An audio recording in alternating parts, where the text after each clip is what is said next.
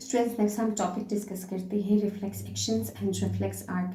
तो reflex actions हम अपने उन एक्शंस को कहते हैं जो कि हम बहुत ज़्यादा सडनली या क्विकली या कॉन्शियसली परफॉर्म कर लेते हैं, हमें पता भी नहीं होता है और हम वो एक्शंस परफॉर्म कर लेते हैं, फिर हमें थोड़ी देर बाद अंदाज़ा होता है कि हमने ये काम कर लिया है। तो स्पॉन्टेनियस या इनवॉलंटरी एक्टिविटीज़ जो कि हम परफॉर्म कर रहे होते हैं unconsciously in response to sensory stimulus, कोई इन्वायरमेंटल स्टिमुलस होता है जिसके रिस्पॉन्स में हम रिफ्लेक्स एक्शंस शो कर लेते हैं। तो most of the reflex actions are controlled by spinal cord. हमारे हेड रीजन से बिलो जितनी भी होने वाली रिफ्लेक्सेस हैं तो उनके लिए रिस्पॉन्सिबल होता है हमारा स्पाइनल कॉर्ड।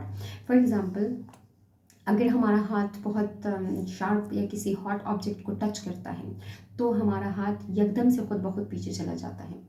तो ये हाथ का पीछे जाना ये हमारा एक रिफ्लेक्स एक्शन है। या हमारी आइज़ बंद हो जाती हैं जब हमारी आइज़ के ऊपर बहुत ज़्यादा इंटेंस लाइट पड़ती है, तो ये भी हमारा एक रिफ्लेक्स एक्शन है।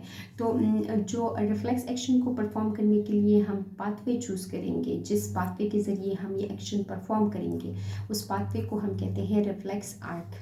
The pathway of nerve impulse during reflex action from receptor to effector, तो उस पाथवे को हम कहते हैं रिफ्लेक्स आर्क। तो जो रिफ्लेक्स आर्क में इन्वॉल्व कंपोनेंट्स हैं उनमें सबसे पहला है स्टिमुलस। कोई स्टिमुलस है, इन्वायरमेंटल स्टिमुलस, तो उसको डिटेक्ट किया है रिसेप्टर ने और उसने मैसेज दे दिया है हमारे इफेरेंट या सेंसरी न्यूरॉन्स को। तो सेंसरी न्यूरॉन्स एक्टिव हो जाएंगे और वो हमारे कंट्रोलिंग सेंटर तक मैसेज पहुंचाना स्टार्ट कर देंगे। हमारे कंट्रोलिंग सेंटर यानी कि अब यहाँ पे हम स्पाइनल कॉर्ड की बात कर रहे हैं। तो स्पाइनल कॉर्ड में मौजूद है हमारे एसोसिएटिव न्यूरॉन्स। उन्होंने सेंसरी न्यूरॉन्स का मैसेज ले लेना है, उसको प्रोसेस कर देना है और आगे मोटर न्यूरॉन को, एक स्पेसिफिक मोटर न्यूरॉन को एक्टिव कर देना है। इफेरेंट या मोटर न्यूरॉन एक्टिव हो जाएंगे और वो एसोसिएटिव न्यूरॉन का मैसेज इफेक्टर्स यानी कि मसल्स या ग्लैंड्स की तरफ लेकर चले जाएंगे। अगर मसल्स की तरफ लेकर जा रहे हैं तो मसल्स कॉन्ट्रैक्ट हो जाएगा और एक रिस्पॉन्स शो कर देगा, तो जिसको हम बोलेंगे रिफ्लेक्स एक्शन। तो ये सारे कंपोनेंट्स रिफ्लेक्स आर्क के कंपोनेंट्स हो गए। इन पाथवे को फॉलो किया जाता है ड्यूरिंग द रिफ्लेक्स एक्शन। तो इसको हम डायग्राम से भी समझते हैं। Cross sectional area of spinal cord में अगर हम देखें तो जो स्पाइनल कॉर्ड का सेंट्रल पोर्शन है वो हमें ग्रे नज़र आता है और इसको हम कहते हैं ग्रे मैटर। ग्रे नज़र आता है मतलब कि हमें डार्क नज़र आता है। इस ग्रे मैटर में सेल बॉडीज़ ऑफ न्यूरॉन्स मौजूद होते हैं, यानी कि एसोसिएटिव न्यूरॉन्स और मोटर न्यूरॉन्स की सेल बॉडीज़ मौजूद होती हैं जो कि नॉन माइलिनेटेड है। और हम जो इसका आउटर पोर्शन है ये वाइट मैटर कहलाता है क्योंकि ये लाइटर होता है और यहाँ पर न्यूरॉन के फाइबर्स मौजूद होते हैं। तो जो रिसेप्टर है उसने हमारे एक सेंसरी न्यूरॉन को एक्टिव कर देना है तब जब इस रिसेप्टर को एक मैसेज मिलता है, एक स्टिमुलस मिलता है। तो जो सेंसरी न्यूरॉन का ब्रांच है जो कि लेकर जा रहा है इस मैसेज को, उसको हम कहते हैं पेरिफेरल ब्रांच।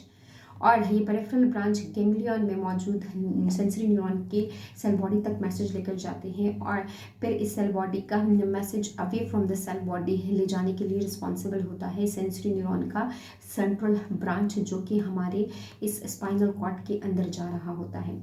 अब जो इस सेंट्रल ब्रांच के एक्सॉन टर्मिनल्स हैं वो एक गैप बना रहे हैं, एक जंक्शन बना रहे हैं एसोसिएटिव न्यूरॉन्स के साथ। तो इस गैप को हम कहते हैं साइनैप्स। जहाँ पे एक न्यूरॉन दूसरे न्यूरॉन के साथ कंबाइन हो रहा है इस पॉइंट को हम कहते हैं साइनैप्स। जहाँ पे एक न्यूरॉन का टर्मिनल है यानी कि एक्सोन टर्मिनल है और दूसरे न्यूरॉन्स के डेंड्राइट्स मौजूद हैं, तो उस पॉइंट को हमने कहा साइनैप्स। तो यहाँ पे एसोसिएटिव न्यूरॉन एक्टिव हो जाएगा, मैसेज को ले लेगा, उसको प्रोसेस कर देगा और एक मोटर न्यूरॉन को एक्टिव कर देगा। तो मोटर न्यूरॉन हमने रिफ्लेक्स एक्शन को परफॉर्म करने के लिए मैसेज लेकर आएंगे टूवर्ड्स द इफेक्टर्स और जो मसल्स हैं वो कॉन्ट्रैक्ट हो जाएंगे और वो एक्शन परफॉर्म हो जाएगा। लेकिन यहाँ पे हम बात करेंगे कि जो हमारा सेंसरी न्यूरॉन आया है हमारे स्पाइनल कॉर्ड में, तो इसने दो एसोसिएटिव न्यूरॉन के साथ साइनैप्स बनाया है। एक वो जो कि रिफ्लेक्स एक्शन में इन्वॉल्व था जिसने मोटर न्यूरॉन को एक्टिव करके रिफ्लेक्स एक्शन परफॉर्म कर लेना था, और दूसरा वो जो कि रिफ्लेक्स एक्शन में इन्वॉल्व नहीं है। इसको हम कहते हैं कोलैटरल, मतलब कि असिस्टेंस करने वाला, हेल्प करने वाला। तो ये क्या हेल्प कर रहा होता है, ये इस सारे वाक्य का जो वाक्य की जो इन्फॉर्मेशन है वो हमारे ब्रेन तक पहुंचा रहा होता है।